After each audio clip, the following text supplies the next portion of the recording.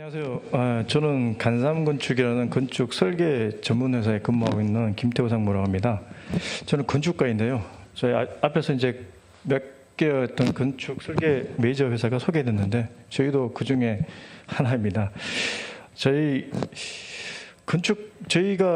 제가 이제 오늘 설명을 드리러 왔는데요. 저희 회사에 대해서 좀 짧게 설명을 좀 드리고 소개를 드리고 넘어가도록 하겠습니다. 저희는 인간, 시간, 공간이라는 세 개의 뜻을 담은 의미를 담는 간삼건축이라는 이름으로 인간을 위한 시간을 뛰어넘는 공간을 창조라는 철학을 가지고 건축 디자인을 진행하고 있는 회사입니다. 좋은 공간을 만들면 그게 사람들이 머무는 사람들 속에서 좋은 어떤 추억이 만들어지지 않을까 하고 그런 부분에 대해서 노력을 하고 있습니다. 저희 회사의 시작은 아마 아실 수 있는 분도 있을 건데요. 그 종로에 있는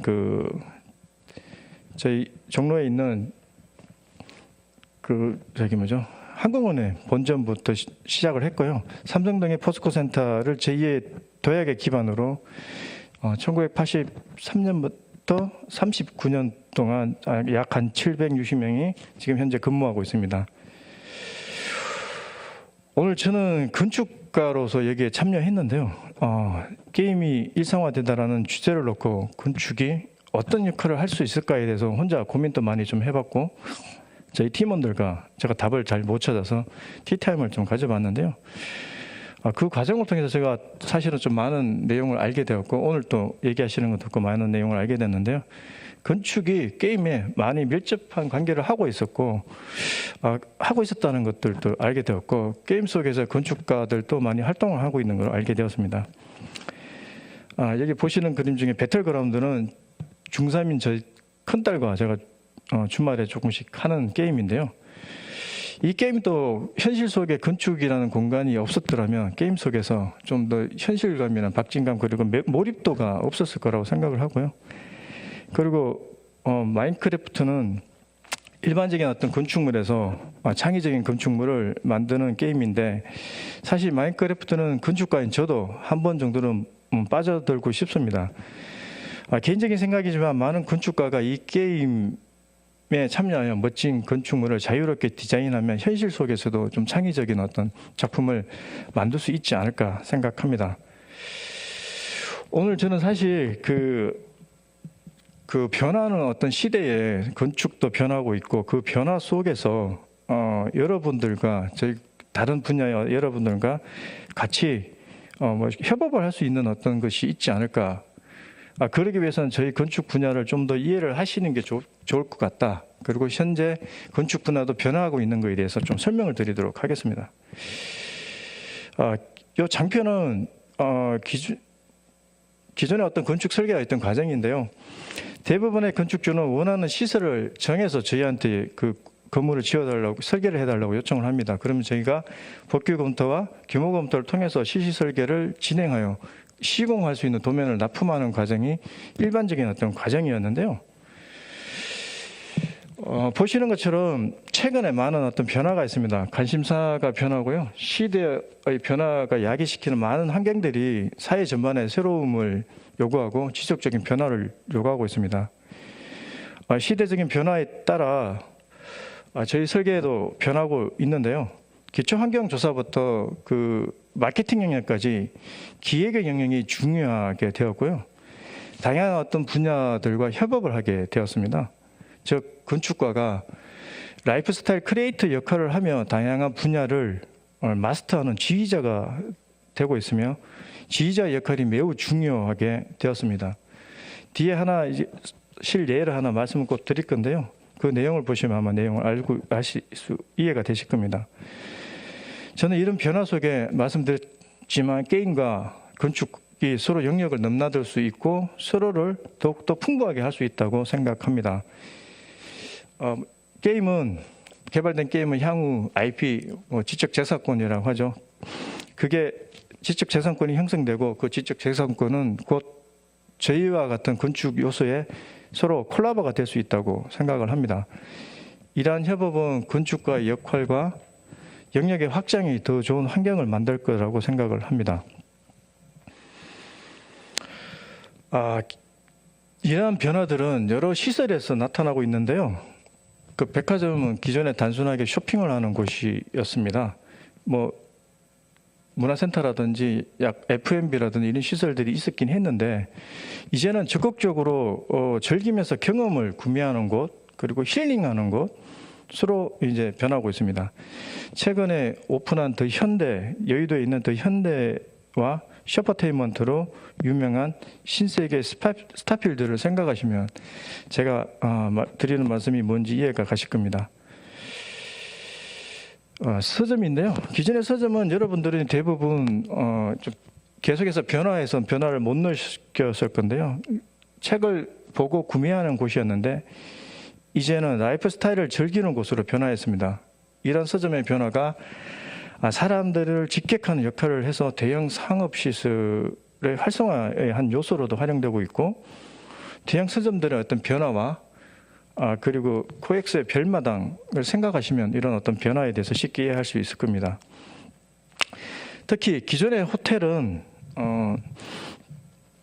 관광 호텔이 또 그런 어떤 호텔에 들어가는데요. 비즈니스객과 여행객이 먹고 잠자는 곳이었습니다. 그러나 호텔도 새로운 추억과 시간의 의미를 찾는 곳으로 변화했습니다. 호텔에 머무는 시간 중에 객실에 머무는 시간 또 비중이 높아졌지만 잘 갖춰진 부대 시설을 이용하는 시간이 많아졌고요. 잘 갖춰진 부대 시설을 갖고 있는 호텔들은 호캉스로 어려운 환경에서도 잘 활용이 되었습니다. 이용이 되었습니다. 여러 사례 중에 최근에 SNS에서 핫한 호텔인데요. 쉽게 말하면 구조만 남겨두고 리모델링을 통해서 모든 것을 바꾼 몬드리안 호텔입니다. 아마 여기 가보셨던 분도 있을 건데요. 건축 설계 과정에서 초기의 기획 중심의 과정을 중점적으로 저희가 이 부분을 설명을 드리도록 하겠습니다. 그 속에서 아마 계속 말씀드린 어떤 건축가의 어떤 역할의 변화를 느낄 수 있을 것입니다. 제가 이태원에 있는 호텔을 설명을 하다 보니까 이태원에 참사가 있는데요. 그 고인이 되신 분들에게 먼저 명복을 빕니다. 캐피탈 호텔은 1988년에 개관한 3성급 호텔인데요. 올림픽 개최와 함께 관광객을 염두에 둬서 지어졌습니다. 고 이주일시 나이트클럽으로 유명한 나이트클럽과 가라오케, 컨벤션 등의 시설들을 채워져 있었습니다. 전형적인 어떤 관광 호텔의 형태를 하고 있는데요. 보시는 것처럼 전형적인 호텔의 외관을 보여주고 또 있습니다. 그리고 로비도 5성급 호텔의 어떤 그 웅장한 형태의 넓은 공간을 차지하고 있는 그런 형태를 하고 있습니다. 그리고 호텔은 나머지 부분에 대해서도 이게 기존의 호텔의 기능을 충실하다 보니까 부려진 공간들이 많이 존재하고 있었습니다. 기존에 이런 호텔을 저희는 변화가 필요한 호텔의 현황과 트렌드를 분석을 통해서 향후 호텔의 위상과 등급을 결정하고 주요한 가정의 호텔의 포지셔닝에 많은 시간과 노력을 투자했습니다. 이런 결과를 거쳐서 저희가 컨셉을 정하고 지역 주민들과 관광객이 24시간 섞이며 진정한 이태원과 용산 지역의 로컬 컬처를 담는 호텔을 만들려고 노력을 하였습니다. 이태원스러움을 담을 수 있다면 가장 이태원의 유명한 호텔이 되지 않을까 하는 간단한 생각으로 저희가 시작을 하였습니다. 많은 내용 중에 포지셔닝에 대해서 말씀을 드리면, 쉽게 말씀드리면 이 호텔을 5성급 호텔의 어떤 그 럭셔리 호텔을 만들 것인가, 아니면 3성급 호텔의 비즈니스 호텔을 만들 것인가, 그리고 특별한 경험을 원하는 트렌드 섹터의 고객과 감각지고 개성 있는 라이프 스타일을 즐기는 사람들한테 어떤 경험을 줄 것인가에 대해서 고민을 했습니다. 그래서 저희는 캐피탈 호텔이 5성급 호텔인데 가격은 합리적이지만 경험은 프리미엄급으로 포지셔닝을 하였습니다. 다이브 투 로컬인데요. 이태원과 용산의 로컬에 침투해서 리얼 로컬리티 컬처를 만들어가는 새로운 형태의 호텔을 저희가 제안했고요. 이런 호텔에는 5성급 호텔하면 여러분이 이렇게 접근하기 부담스럽지만 그런 어떤 부분을 다 없애서 주민과 일반인들이 쉽게 접근할 수 있는 호텔을 지향했습니다. 이는 기존에 프리미엄급 호텔이 지향하지 않은 새로운 형태입니다. 저희가 기대한 것은 몬드리안에서 만나자 하는 어떤 약속의 장소가 될 수 있도록 기대를 하였습니다.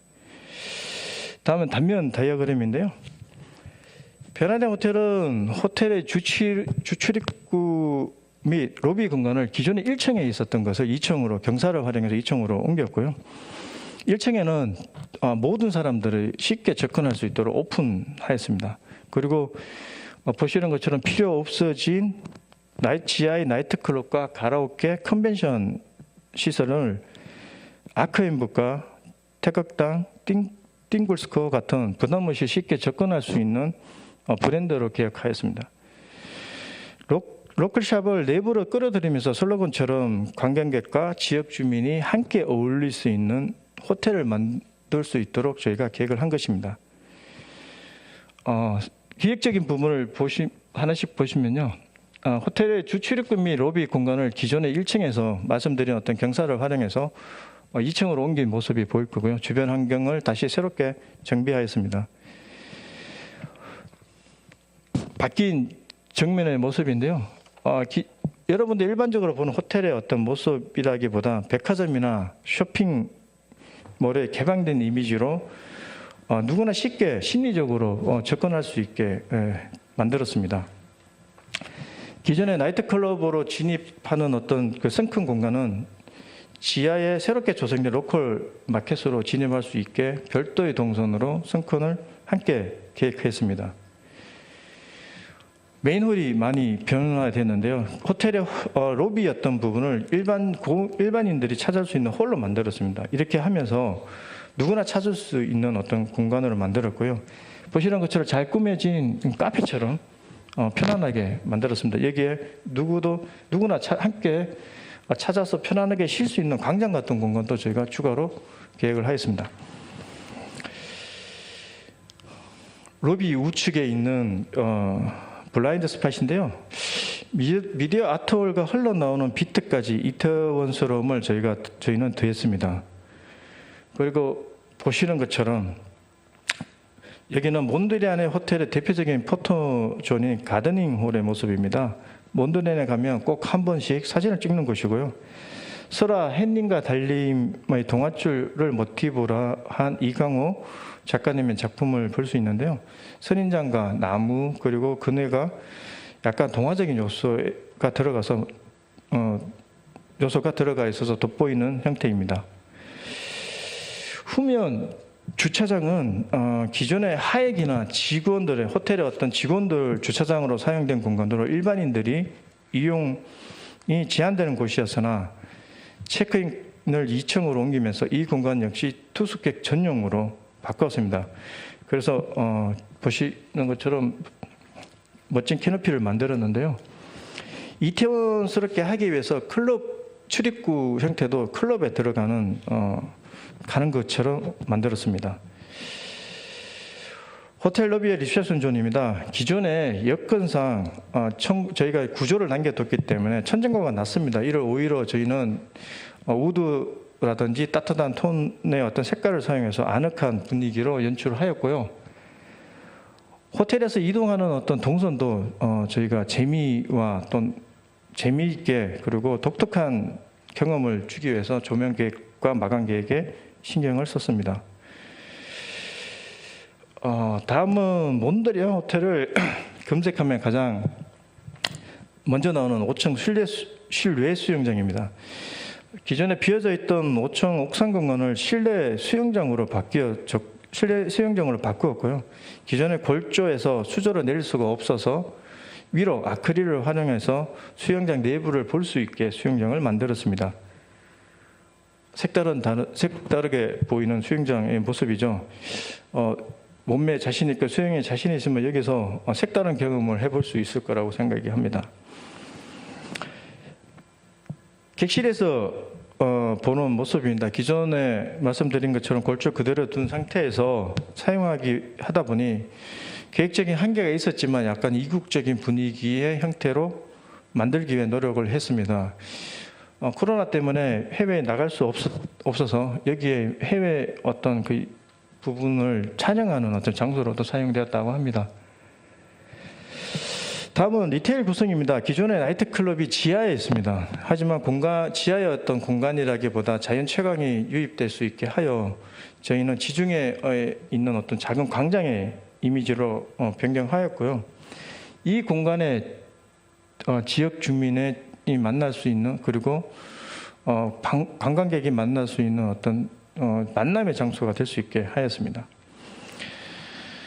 말씀드린 것처럼 북스토어 아크엠 북이 이점에 있는데 순수하게 투숙객뿐만 아니라 지역 주민 그리고 여러 관광객들이 찾을 수 있는 관광객들을 밀집시키는 주요한 집객시설로 사용하고 있습니다.